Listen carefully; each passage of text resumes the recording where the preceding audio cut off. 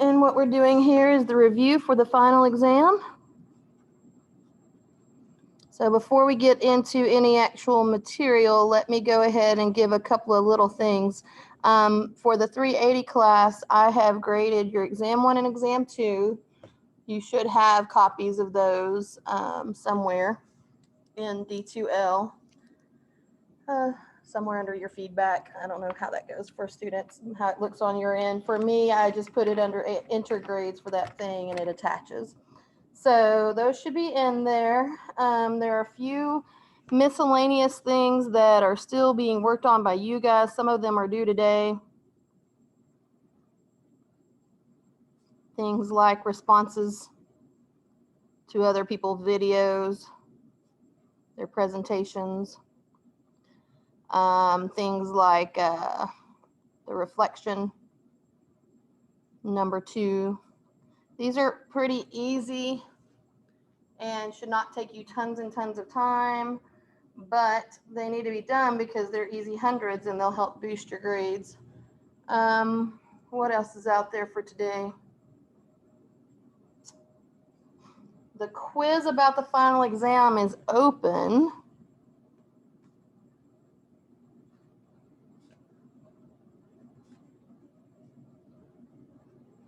Opens today.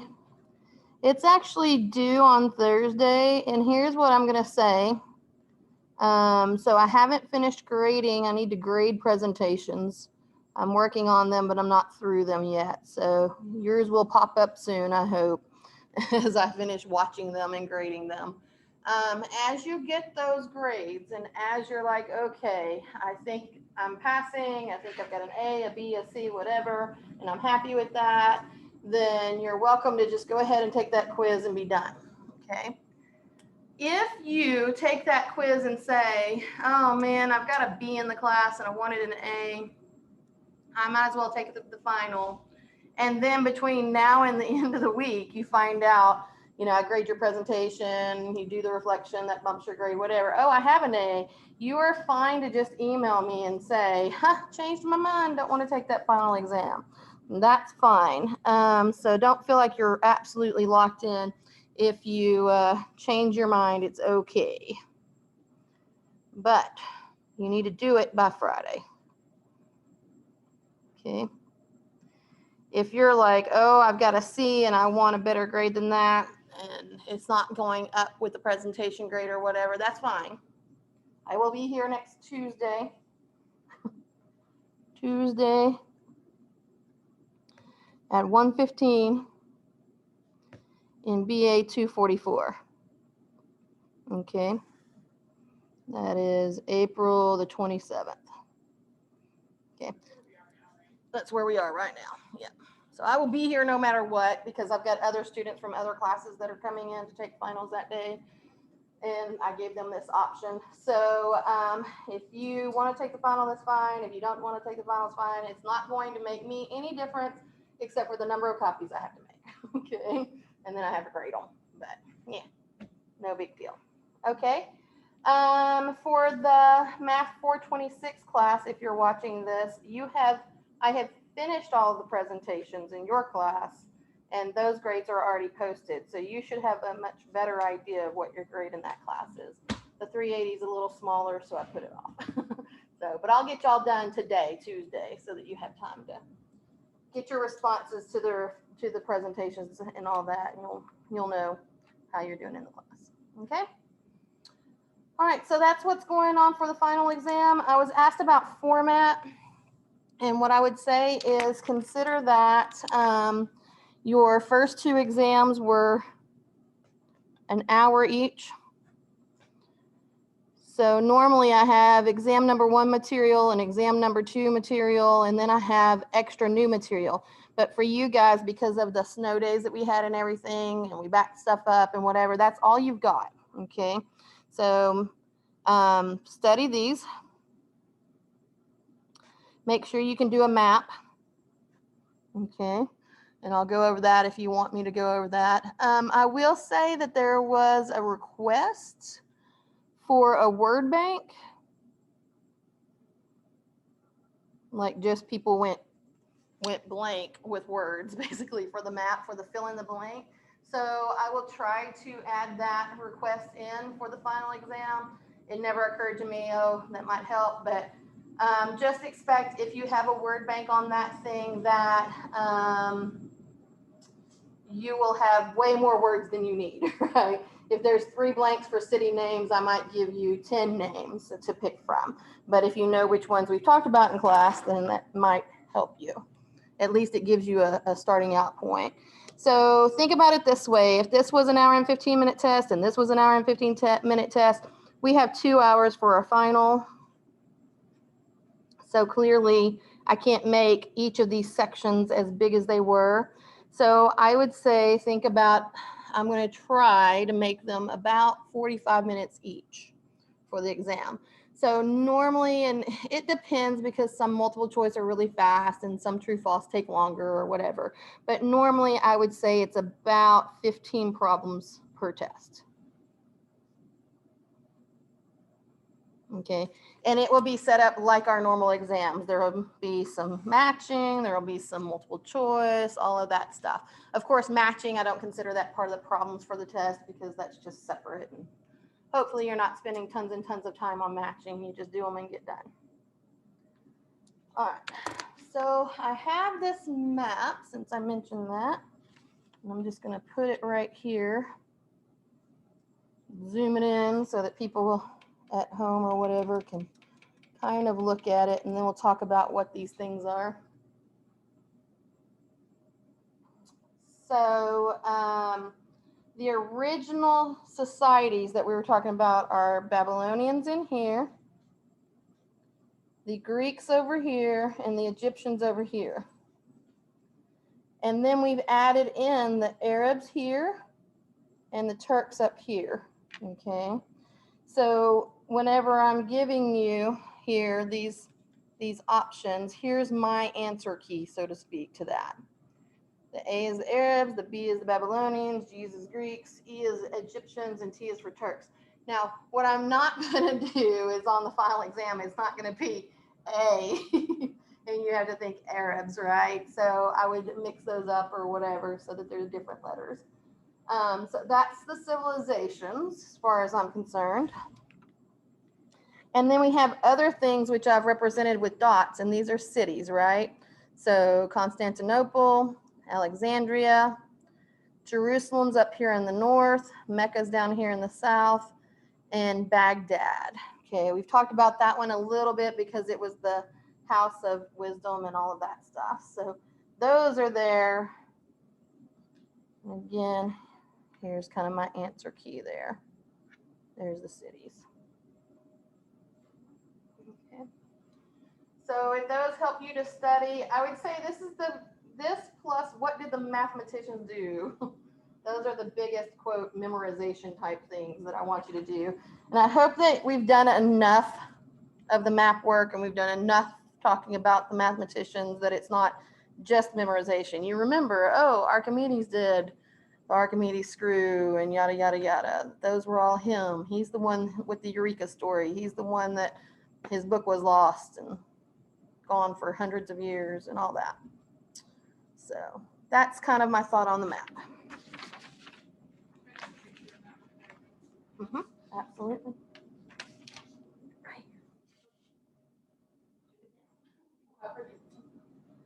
Okay, so that's kind of on formatting for the final.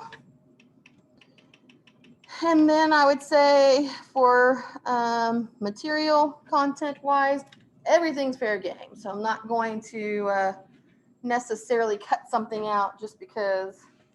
And remember that if we covered it in class and it was not on test 2, say for instance, it doesn't mean that it's not something we might talk about, right?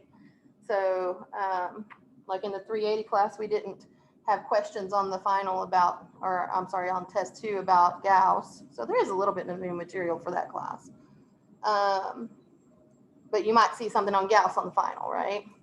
The other thing that you might see pop up is presentation questions. And there was that slide Slides on academic scholarly, that's what they're called, scholarly organizations that you were supposed to take a look at if you're taking the final exam. I think that was week 12, but it might have been week 11, so go back and look. It was one of the things you were supposed to watch or read through yourself. So those things are kind of added material. All right, so there we go for that. What do you guys want to talk about content-wise?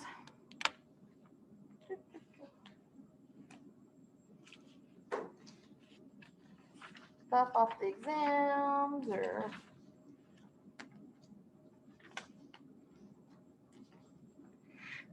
things that are unclear. Archimedes Screw, you just mean by like knowing what it is and being able to describe it?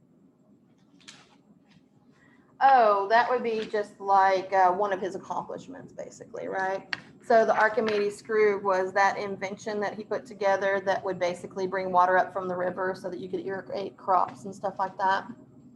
It's kind of a neat thing. They have one at Schlitterbahn down in New Braunfels. It's kind of fun. So I would say as you're studying the mathematicians, and I can put it into the final exam week if you want it there. Remember I had put a template somewhere. I'll find it. It has their dates, which you're never going to have to tell me dates in this class. Dates, but it has their books. It has their contributions. It has their mottos. That's the main things that you would want to know. Maybe some stories, right? If you have to do an essay about one of them, then you want to know their backstories and things that made them famous other than just their mathematics. Some people love that part. Some people hate that part. I just want to concentrate on the math. And some people are like, you know, the backstories kind of make them seem more human. So it's kind of nice. So. But if you have to do an essay on one of them, you would want that. So I can load that template up again in week 16 if we think that would help. I can also load the map with the key that I just put up.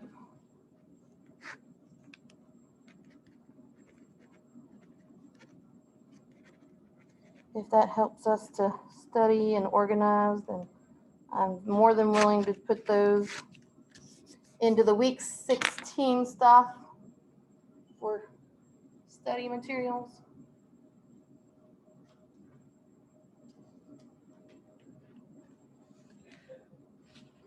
I fully anticipate that your matching will be something very similar to what you've seen on exam 1 and exam 2 for the mathematicians in particular.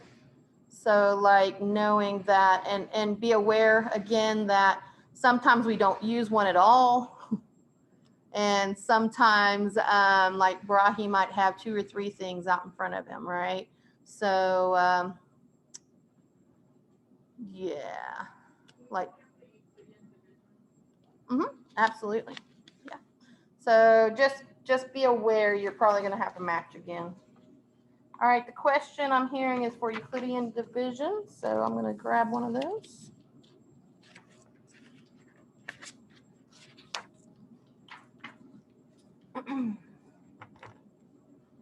Do you have the 1485 and 195 on that test? Okay, let's do that one. So this was a bonus question for the Math 380 class on test 2. It says use Euclidean algorithm.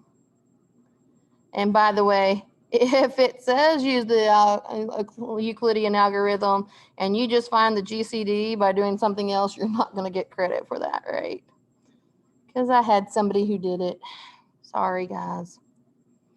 All right, so use the Euclidean algorithm to find the GCD of 1485 and 195.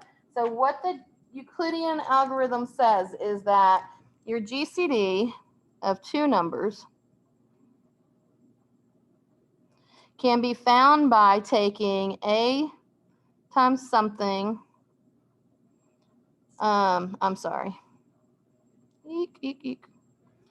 Is equal to the GCD of the remainders. Let me put it that way. Okay. And what you do is you say A equals B times X plus some number. Okay. And so what we're going to do where that number is normally the R for the remainder. Okay. So what we're going to do is we're going to work on this using the remainders over and over and over again, kind of like the iterations that we did for that path before, for the 3x plus 1 problem. And you work on it until you get to the remainder is 0.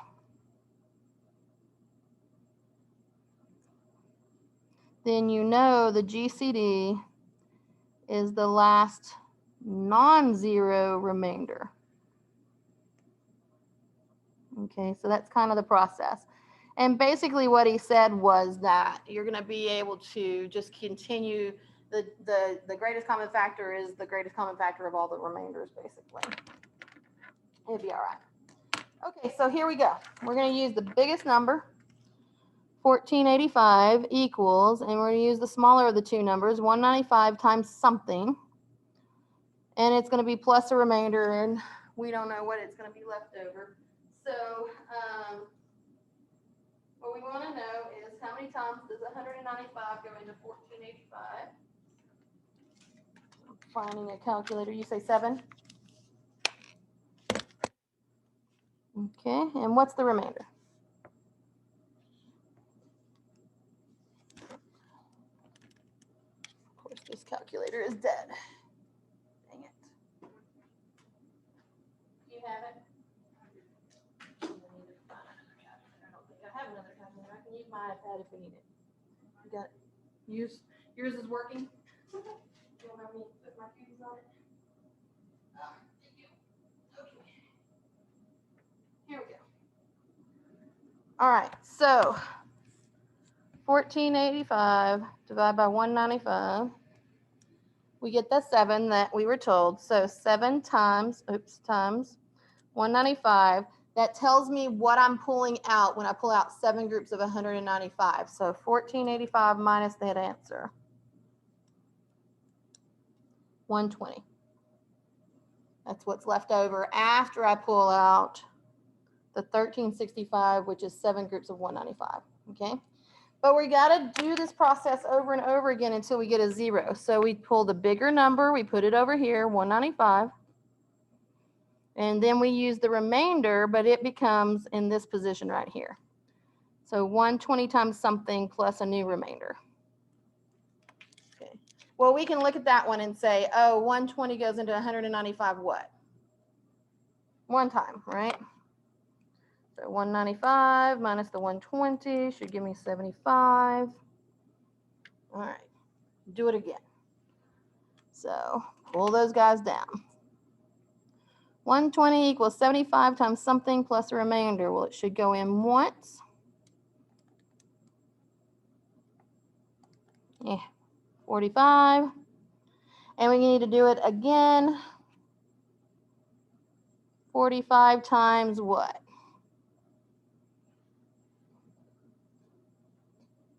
The remainder will be 30. Good, I agree. And then one more time, 45 is 30 times, well, probably one more time, but we're getting there. 30 times 1, the remainder here will be 15. Here we go. 15 times 2 with a remainder of 0. Okay, so we know that if we keep on going, eventually we'll get R equals 0. Okay, and what that tells me is that the last non-zero remainder, the 15, is my remainder, is my GCD. Okay, so what we know is that The GCD of 1485 and 195 is 15. That's what they asked me to find. That was the original way up yonder. Okay, so you can check that. You can make sure that 195 is divisible by 15 and 1485 is divisible by 18 or 15 and all that. And then we want to go the other way. So I think a lot of people are good with finding the GCD, but it's going the other way and figuring out this equation that's the problem. So what they say is write the GCD as an equation in the form, so 15 equals in the form 1485x plus 195y. And when we do this, we want to find x and y. Okay, so this becomes the kind of fun part. Okay, people stress out about this one.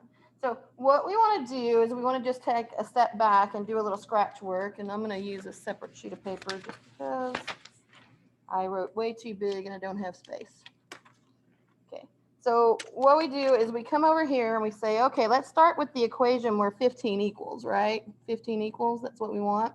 So right here, this is where I got the 15. And to get 15 equals, then what I need to do is I need to subtract the 30 off. 45 minus the 30 times the 1. Okay, and you don't have to do groupings like that for the ones. I don't care about if you do that or not. But when we get something that's more than a 1, we're definitely going to want it, right? Okay, so that one's an easy little equation. I'm going to work my way up using all the remainders. 30 equals, well, that's going to be, when I get the 30 by itself, 75 minus 45, right? Also a 1, but we don't care about the 1. So go up to the equation above that. The remainder before that was 45. So 45 equals 120 minus 75. Go up one more equation. 75 is the remainder there. So 75 equals 195 minus 120. Now the nice part here is that all of these are ones, groupings of ones. So when I go to substitute, it's not going to be too terribly bad until I get to the very, very top. And then I'm going to have to worry about that 7. But we'll deal with the groupings here in a second. The first remainder was 120. So I know 120 is 1485 minus, 85, minus 195 times 7. Okay. And if you're not sure, you can go ahead and do that math again. So 1485 minus the 13, whatever that was, and you'll get 120. Okay. So those are the equations I want to work with, and those are the equations I'm going to use to substitute. So we're going to play with that just a little bit. And when we finish, we're going to have some equation that's just in 1485s and 195s. Does that make sense? Okay, but we're going to start with this guy right here. Okay, 15 equals.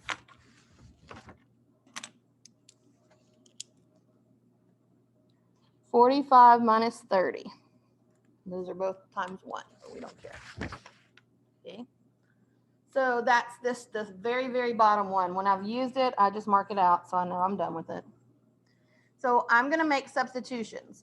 Where I see the 30, right there, let me scoot it a little bit. Where I see the 30, I'm going to put in a 75 minus 45. So this becomes 45 minus, instead of 30, it's 75 minus 45, because I'm going to make that substitution. And this is the part where you have to be a little bit careful. So it's minus the 30, so I minus the entire thing I'm substituting. So I put parentheses because I'm going to need to distribute that through. So be careful with that because I find that's where most people make mistakes. I've used this 30 equation, so I'm going to mark it out. I'm done with that. Now, some people go ahead and substitute in for the 45, and you can do that. But what I find is later I'm going to have to substitute for the 45 here as well. So I don't want to have to substitute and then substitute and then substitute. So I'm going to group these together in a nice, pretty way, hopefully. So whenever I see this, I've got 45. This is going to be minus 75 and plus 45, right, when I distribute. So this becomes 45 plus 45. Well, this is where I go, oh, wait a minute, I want to keep it the way it is. I'm not going to call that a 90. I'm going to say 2. Yeah, no, we want to add. Don't do that. You want to keep it the way it is because that's what I know I can substitute for, right? So I'm going to say this is 2 groups of 45, and this is where the groupings come in. 2 groups of 45s, and then it's a minus 75. Now that's just 175. So if you want to put the 1 there, you can. I'm not going to bother until I need it. Does that make sense right there? That's the step that usually people are like, I don't like that. Okay. And then I'm just going to work my way backwards. And again, I'm just going to substitute for one thing at a time. So the next equation up I had was substituting for 45. So I see 45 is the same as 120 minus 75. So right here, I'm going to put parentheses, all the stuff that's the 45 times the 2 minus the 75. Okay. That's not going to change. Go ahead and write it down so you don't lose it. Again, the groupings are, I think, where one of the negatives in the groupings, that's where people make mistakes. But instead of the 45, what do I want to put in there? I'm going to substitute here, right? So it's going to be what? Absolutely. 120 minus 75. So if I solved my remainder equations for the remainder properly, then it's just a matter of substitute it in. Wherever I see that 45, instead of 45, I don't have that anymore. Now I've got 120 minus 75. Okay. Now, be careful, because it's all times 2, right? I'm going to distribute that through. Again, I'm going to keep the groupings, 120 times 2, minus 75 times 2, minus the 75. Again, if you want to, you can put a times 1. Sometimes that helps people because now they go, oh, I've got 2 groups of 75 over here, and I've got 1 group of 75 over there. And again, just keep them as groups. You don't want to add them. It's kind of like Egyptian math when you think about it like that. So 2 and 1, and they're both negative, so -3. Absolutely. So this is 120 times 2 minus 75 times 3. Okay. We got 2 more substitutions. We're getting there. So instead of 75 here, I'm going to substitute in whatever that 75 remainder equation was. In this case, it was 195 times 120. So I've got a 120 times 2 minus whatever the 75 stuff is times 3. I always put parentheses there. And then I come back and I make the substitution because I don't want to mess up and accidentally say minus 195, but I don't plus the 120 or whatever because I didn't distribute. Okay. So instead of 75, I put 195 minus 120. Okay. There's only one of all of those, so that's good. Okay, I need to be careful because I've got a negative in the front that I'm going to distribute.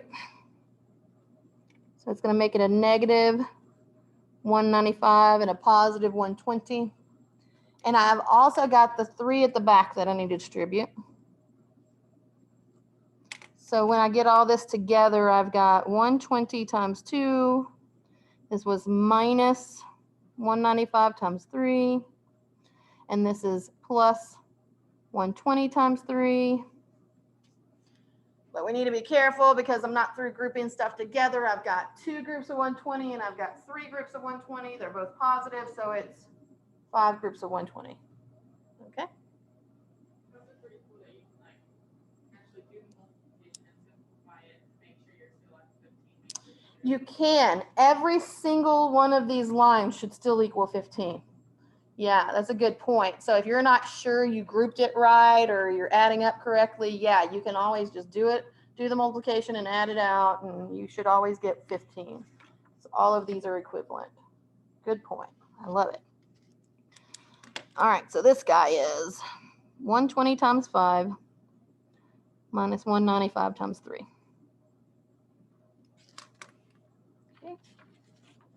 So I have substituted the 75 Dump him out. Get rid of that remainder equation. I'm done with him. And this is what I do, like just substituting one thing at a time. Some people do multiples and then they get lost in the parentheses and stuff like that. If I just do one thing at a time, then once I gather up, like say my 120s, I'm only going to have to make one substitution for 120 here. Okay. If you do other stuff, then sometimes it gets a little convoluted. All right, so the 120, instead of 120, I'm going to substitute out times the 5 minus the 195 times the 3. And I'm going to put in for the 120 this guy right here. Now be a little bit careful with him because he's the first one we've had that didn't have just ones right there, right? Groups of 1. 485 minus 195 times 7. Okay. All right, I'm done with that remainder equation, so it goes away. All right, now, whenever I go to distribute this guy, we're going to have to talk about the fact that the 195 has 7 and a 5. It's 1485 times a group of 5 minus, what's going on with this right here? Yeah, we're going to have to multiply. So it's 7 groups of 195, so that's 7 times 195, and 5 groups of those. So it's 5 groups of 7 groups of 195, so that's 35 minus 195 times 35. So just remember that the parentheses were always multiplying, and then whenever we get to the combining like terms type portion of it, then we're always adding or subtracting. Okay, so 5 groups of 1485. This one's not nice to us. 195 times 35. I've got these guys here that are my light guys. So 1485 times 5, and these are both negative, so it should be negative 195 times 38, right? And again, like Maria said a second ago, if we want to, we can go back and multiply that out, and it better still be 15. Okay, if we did it right, and that's how you can check, oh, I multiplied the 7 times the 5, was that right? And kind of check yourself along the way. Okay, so here we are. The directions said, write the equation in the format, and the difference is that it's a plus. So I just need to make a small adjustment to make it a plus in the in-between them. So when I make that a plus, I'm going to make the 38 a negative. So this was my X value, and this was my Y value. Mm-hmm. Absolutely. If it was like on the step before that, the one in red on that same paper. Uh-huh. If it was like 1485 times 5 minus 195 times 35 plus 195 times 3, do you subtract 3 instead of adding like grouping? Yes, yeah. So I haven't seen any that do that. They're almost always the same sign because they're both pulling down. And what ends up happening, like in this case, I've got 195 times 38, which is a really big number, but it has to be that big to kind of compensate for the fact that I'm multiplying the 1485 times 5, because that's just such a big number, right? So 7,425. So it's just a really big number. So, and the 1 is positive. So if I want a 15, then I have to subtract out a big number to get that. It's not always the second one that's negative either. Sometimes they'll multiply this by a really big number and then subtract out groups of the 1485. So it depends on how the combination works with the number theory, basically. It's important to note that there are other solutions for this, okay, for being able to write 15 as an equation of these guys, but this is the most basic one that comes from the Euclidean algorithm. To find some of the other stuff, you have to do other processes. And these should give me nice, pretty integers for answers instead of like crazy fractions or something like that. Now, That one's a little bit harder because the second portion was so long. If it was an actual test question, I wouldn't give you one like on test 1 for you guys. I think the equation part was only maybe 3 or 4 steps, but this one had a lot of steps for the equation part. So, but it was a bonus for there. I remember doing it on our first test. I was like, I learned how to do it. Yeah. But then on this test, I was like, I don't even remember how to get started. Oh man, I hate that. You're like, I don't know where to go. Yeah. There's almost a rhythm to it whenever you start working those problems out. So once you get where you're going with it, should be okay. Does anybody in Zoomville have any questions?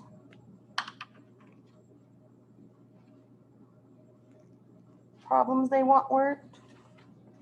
Nope. Mm-hmm.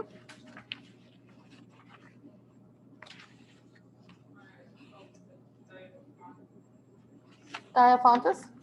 Like, I know how to do the equations, but it was like in one of the videos. Where did that come from? Where did what come from? Like,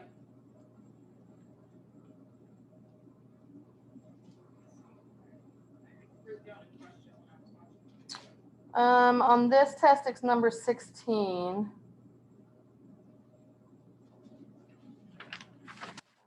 For my exam 1.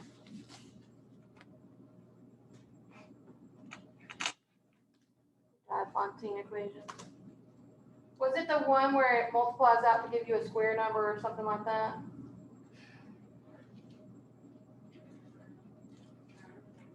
I mean, like I said, I know how to like solve it. I guess how Diophantus got to doing this. So one of the kind of sticky points, one of the little bit sticky points about Diophantus and his equations is that at one point, especially when he starts doing products of numbers, he gets a little bit where he's guessing stuff. Okay, so I remember there was a problem. It goes something like, and I hate to make these up off the top of my head. It was in the other class, so I'm trying to remember it. If you know that 3 numbers exist where the product of 2 added to the third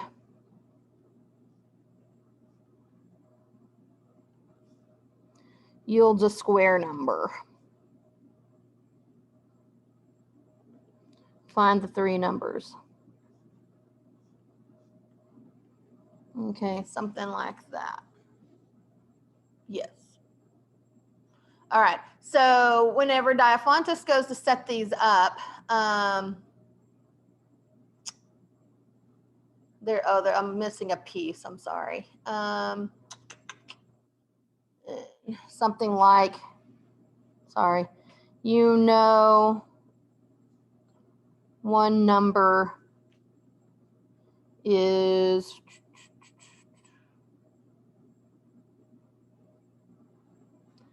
6 more than the first. You have to have a little bit more to be able to set up your stuff. So when Diophantus starts setting these up, he says, okay, let one number be unknown. We don't know it, so we'll call it X. Okay, X is the first number. And then the X plus 6 is the second number. Okay, so he goes ahead and he starts working those out, and he's like, okay, that part's given. We know that because that's given. So he says, well, if I let these 2 be the guys that I multiply by, then I'll get x squared plus 6x. And he just starts kind of playing with them and guessing stuff. So he says, oh, hang on a minute. If I want this to be a perfect square trinomial, And the reason he would want that is because it's nice and easy to factor, right? So he says, if I want this to be a perfect square trinomial, then I'm going to let the third number be 9. Okay, so basically he completes the square here. So he says, let the third number equal 9. And this is the part that just kind of starts irritating people as they're working with some of his stuff, because they're like, well, then why didn't you just give me that trinomial to begin with? You know, that kind of stuff. But he's kind of leading you and letting you feel how the different number theories fit together or whatever. So he's like, okay, so basically he can complete the square and force this into a perfect square trinomial if he just picks the third number. Okay, so it's an educated guess. That's what it is. And that's kind of squishy to some people. It's like, yeah, okay. Well, and we're still not even there yet. We've just got the first part set up, x squared plus 6x plus 9. And then it says 3 numbers exist where the product of 2, we multiply those together, added to the third, we've got the plus 9, yields a square number. So we're not done. We've got to kind of solve this. So x squared plus 6x plus 9 yields a square number. And again, he doesn't tell me what square number, right? He just says a square number. So this is interesting because now, depending on what numbers you pick here, people give me different answers, okay? So one student might say, oh, I'm going to let the square number be 25. Then another student might say, I'm going to let the square number be 64. As long as it's a perfect square, we don't care, okay? Because we're going to work out nicely because this left-hand side is going to factor pretty, okay? And that's what he's getting at, is that this is going to be x plus 3 squared. And so there's lots of numbers that can fit in here. Somebody on the last exam in the other class, in the 426 class, kept this like really generic. They just said, we're just going to let this be some square number, and they just left this alone. And then they said, okay, so x plus 3 is going to be the square root of this generic thing. And so x is going to be the square root of whatever that square number is minus 3. Okay, so they kept it really generic, and then they said, and you can pick any square number to put in there. So we want to be a little bit careful, because for Diophantus, he wasn't going to do negative numbers, right? So he's unlikely to put a 1 in here, because square root of 1 minus 3 is a negative 2. He might have picked a 4. That might be okay, because that's going to be 4 minus 3 is 1, but that one's kind of boring. So he's probably going to start with like 16 or 25 or something like that. So like if you pick 25, x equals 5 minus 3 is 2. Then you get your x is 2, right? And then you can go back and figure out the second number. So 2 plus 6 is 8. And the third number was 9 because we forced it.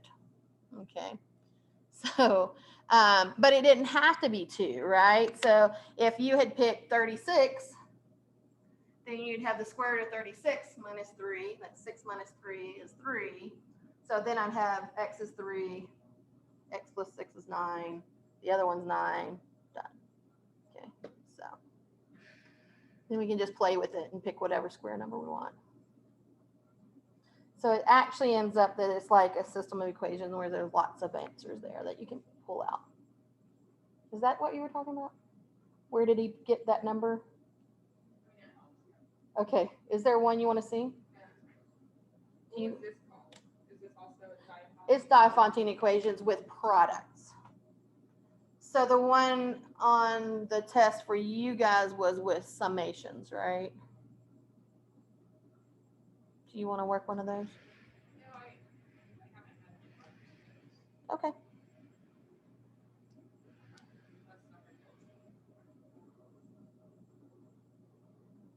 I don't mind working one.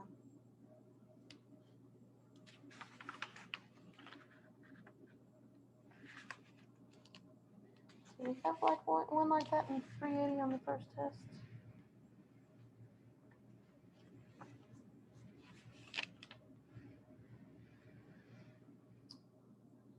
Don't think we did. No. I think I cut it short on the 380 class on the first exam, probably because of the snow. I don't know, something like that. That's my excuse for the whole semester. We lost a week and a half. It really did mess a lot. It really did. It threw us off schedule big time. But I'm happy to say we finished all the content. Oh, there was a question on one of the assignments. I'm not sure if it's something that would come up. The page 75, number 5. I have like. What does it say?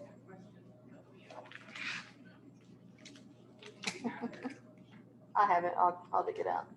Number 5.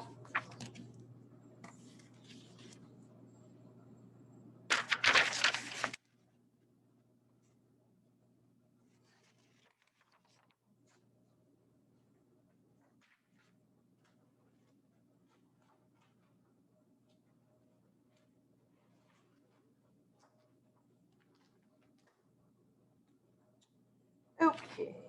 It says prove that end of the third is equal to.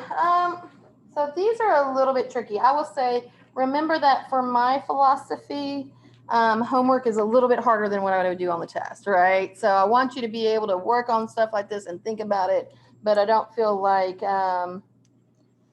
you have to do the really hard proofs on a test. That's not my goal. So this one says end of the third equals bracket n times n minus 1 plus 1 plus bracket n times n minus 1 plus 3 plus dot dot dot dot dot dot plus bracket n times n minus 1 plus 2n minus 1. Okay. So again, this one's probably a little bit tougher than what you would have on the test, but I do think this is a doable, the type of thing that is coming up. I think you guys can prove this. So I'll just say, here's a hint. You're not going to have to do cubic on the test, but you might have to do the n squared guy. So maybe go look at the n squared guy, but the process is the same. So this one's just a little bit more complicated. So it says, hint, compute the sum on the right by repeatedly adding first and last terms. How many terms are being added? So this is a Gauss thing. Here's my first term. Here's my last term. And it says, add the first and the last guy together. That's your hint. This guy plus this guy.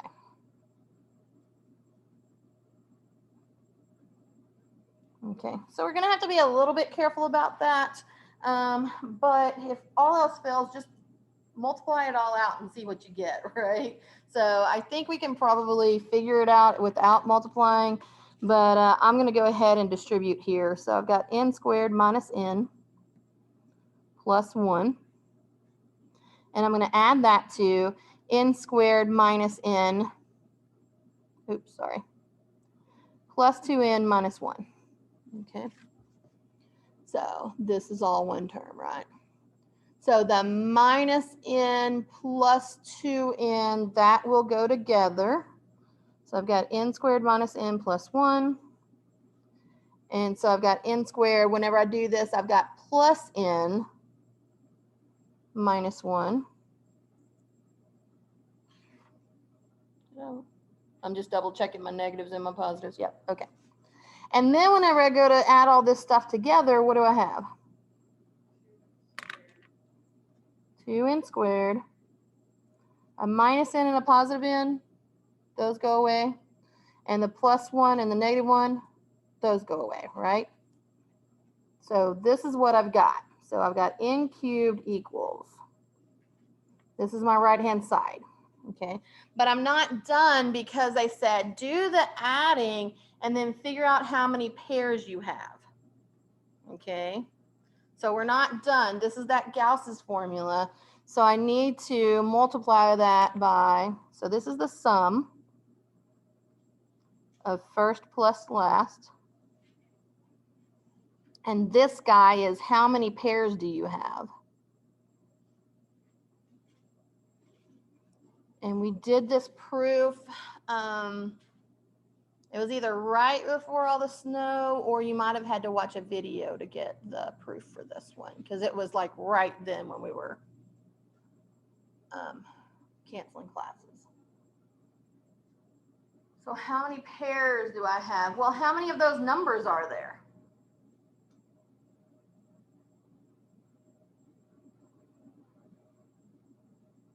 Like if n just equaled 3, then I'd have 1, 2, 3 of the numbers, right? So if n equals 3, then I have 3 numbers. If n equals 4, I have 4 numbers. So n is the number of the terms, right? So I have n numbers, and what am I doing with them? I'm pairing them up, the first guy plus the last guy, and then work your way in, the next to the last plus the one after that, you know, and just work your way in. So if I'm pairing them, then that means you're taking the total number of terms and we're dividing by 2, right? Because we paired. Pair means groups of 2. So divide by 2. So this is the tricky part that came from Gauss. This is Gauss's formula. Okay. Figure out what the sum is, first plus last, and then figure out how many pairs I have. Well, this part is actually nice for me because now n cubed equals, this is 2n squared over 1 times n over 2. The 2's reduce out, right? And then what's n squared times n? N cubed. There we go. So it works out. So we've proven it by simplifying the right-hand side. Now, like I said, the cubic guy, this is a little bit bigger, a little bit crazier. But the square guy, we've done that one. The one that we did for Gauss was the one where he was just adding consecutive numbers. 1 plus 2 plus 3, all the way up to 100. It's easier to see with concrete numbers, so if you want to think back to those, first plus last, all of his sums are going to be 101, right? Okay, and then think how many, so the sum of the first plus the last, that's the first step, 101, and then the number of pairs, that's the second step. So that's what? How many numbers are here? It's 100, right? And if I grouped them in 2's, then I divide by 2. So that's the number of pairs. So 101 times 50 gives us that magic number 50/50 that Gauss came up with. So that's where the n over 2 part comes from. So somewhere on your test, there should be that formula, n plus 1 times n over 2. That's Gauss's formula. He's like the last guy we talked about in class, finally. Okay, so somewhere, and if it's not on the final exam, just ask for it because I'm not trying to make you memorize it or anything like that. Somewhere that formula should be there, and you'll see that n over 2 piece coming in. And that's what they used here for the n cubed. You won't have to do n cubed, but you might have to do consecutive integers or n squared. They all use the same, pair up the first and the last, multiply by the number of pairs. Yeah.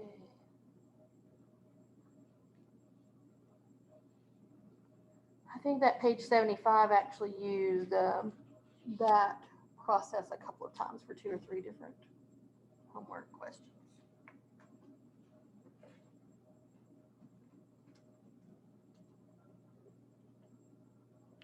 What else?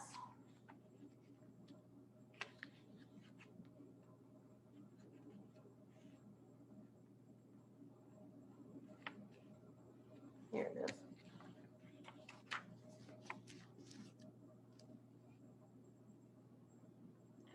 On test 1, it was for the T sub n, which was the triangular numbers. talked about that with Pythagoras. N over 2 times n plus 1. Yep. Yay. So you're going to have to do some little proofs, but you're not going to have to do crazy complicated proofs, not on a test, right? It's not my goal to give you the hardest possible proof and make you struggle it out on a test. I had a student in the 426 class say, but some of my teachers make us do these crazy proofs. I'm like, I'm sorry. Will we have any of the circle equations on the test? Circle equations, that's possible. It's some of the math we went over with the conics and all that. And we at that last, when we added those last few mathematicians, right, we were working on conic stuff. If I were, I would give you a lot of the information like x squared plus y squared equals r squared, or x minus, which one is it, h and k, right?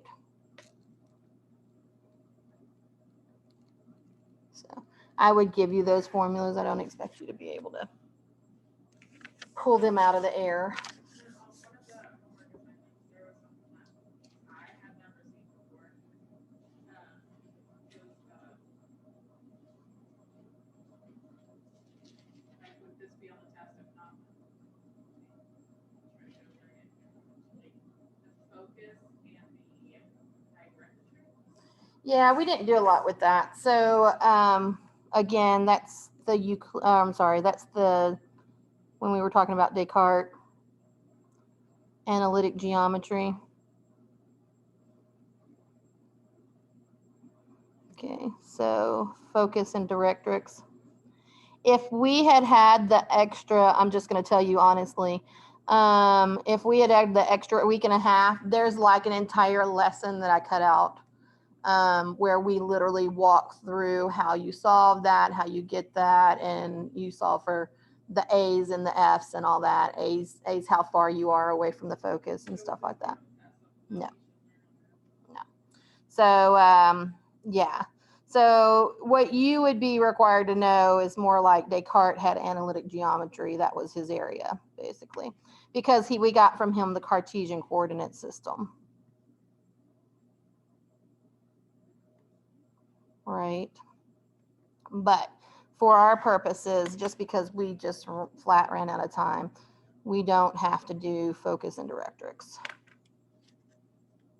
And for the 426 class, I don't remember. They might have had to watch that video. I don't think I cut it out, so they may be responsible for that material, but the 380 class is not. Oh man, that just stinks.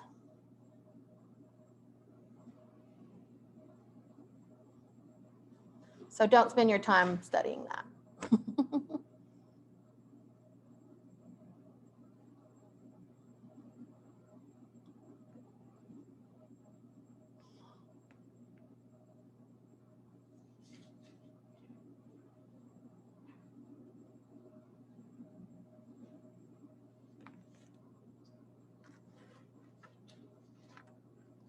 Any questions in the Zoom audience?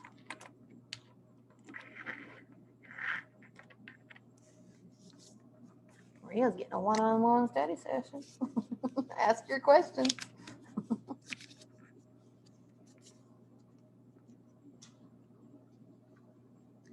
Anybody not out here? You just have to deal with us.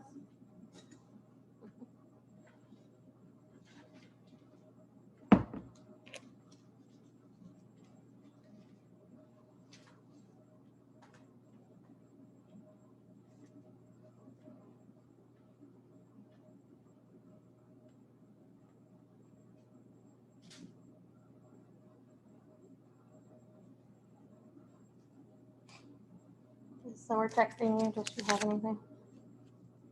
No.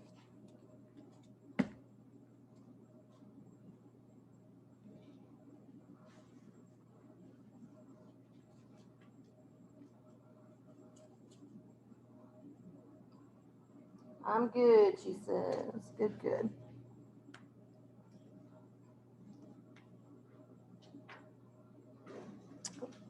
ma'am. All right, I'm going to end the recording. So if you're online watching this and you have your own questions, you're welcome to contact me with questions and let me know what you have before the next test. And that's it. Have a great one.